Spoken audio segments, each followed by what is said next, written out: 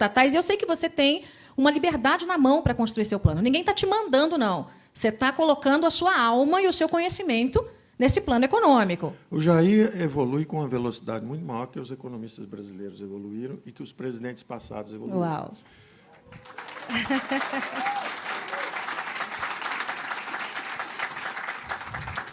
Os economistas brasileiros levaram alguns anos. Então, primeiro congelaram preços, depois congelaram a poupança. Quando viram que não dava certo, vieram com um plano real bem melhor, porque tinha um fundamento importante, a política monetária. Mas esqueceram dos outros fundamentos. Então, quando você faz uma política monetária muito forte, mas deixa solta a parte fiscal, o que acontece? O juro vai para a lua. Então, nós fizemos um plano que levou nossa dívida de a dívida está chegando agora a 4 trilhões, 3 trilhões por cento. Lembrem-se que lá atrás era coisa de 200 bilhões. Então, o que adianta se você pisa no freio monetário, mas pisa no acelerador fiscal? O carro sai andando de lado. É. Então, nós tivemos... E depois os tucanos não entendem por que perderam 4 eleições seguidas. Porque eles agradaram o andar de cima. Juro alto, o Brasil virou o paraíso dos rentistas e o inferno dos empreendedores. É. Subiram impostos, subiram os juros, empurraram o câmbio para baixo. Aí o Brasil cresce mediocremente 2, 3, 4 anos. O Lula tinha perdido 3 eleições. Com o tucano, você acaba elegendo. Na quarta, você acaba elegendo o Lula. E aí, quando o Lula entra, descobre que, em vez de pagar 300, 400 bilhões de juros por ano aqui na Faria Lima, pega só 10 milhões e joga no Bolsa Família. O Lula incluiu o pobre no orçamento público e, merecidamente, ganhou algumas eleições. Se perdeu também pela mesma razão. A mesma razão. E é interessante isso, como é um inglês, Lord Acton, todo poder corrompe. O poder absoluto corrompe absolutamente.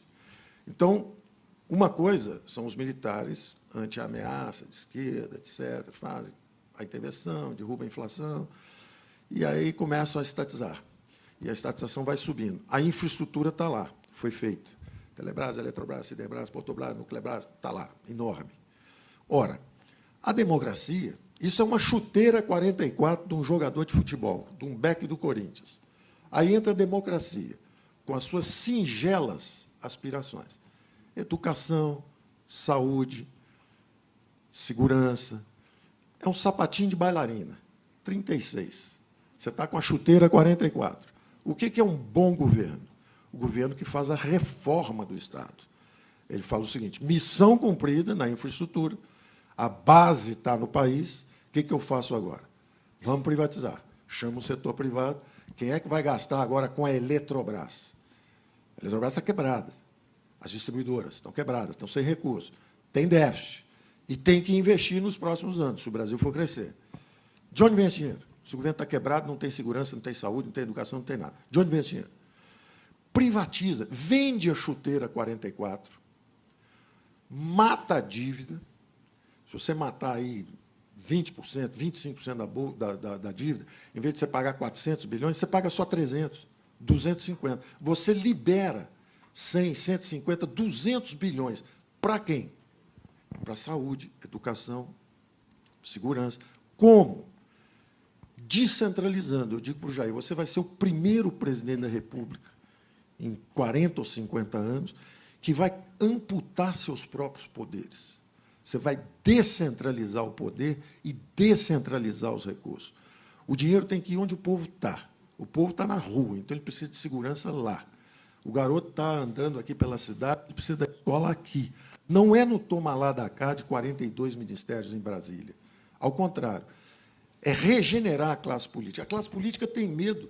O Jair é um capitão, é militar, ele vai fazer a democracia regredir. Ao contrário. A ausência dessa dimensão fiscal, a não percepção de que o governo se hipertrofiou, embaraçou os militares, constrangeu os militares no final.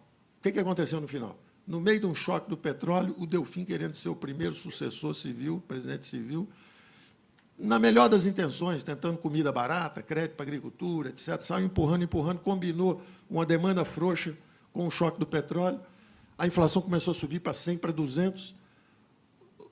O governo militar, apesar de ter colocado o Brasil para crescer, etc., sai sem graça, recua.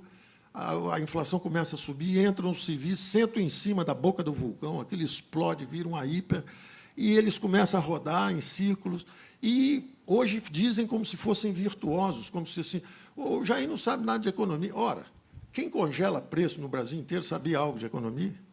Quem congela a poupança no Brasil inteiro sabia algo de economia?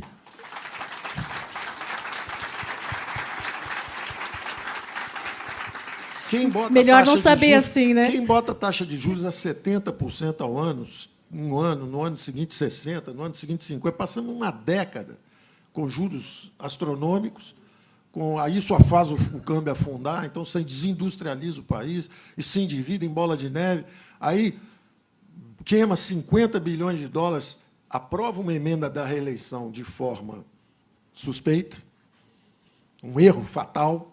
Quando você aprova uma reeleição, olha o desastre que virou. Quer dizer, o Tucano aprova uma reeleição, depois perde 4 seguidas. Ganha uma e perde 4. Fizeram uma conta. Destruiu o seu próprio partido. Acabou, dissipou. Cadê o PSDB hoje? Todo mundo escondido. Então, ficou um negócio terrível. E não tem erro novo que o PT tenha cometido, não. Ele só cometeu... Eu disse isso à presidente Dilma. Falei, olha, o seu erro foi cometer todos ao mesmo tempo, numa intensidade nunca vista.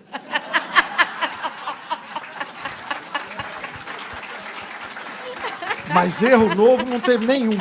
Nenhum. Congelar preço, já tinha. Mensalão, já teve um mensalinho. Qualquer um que você falar, já teve.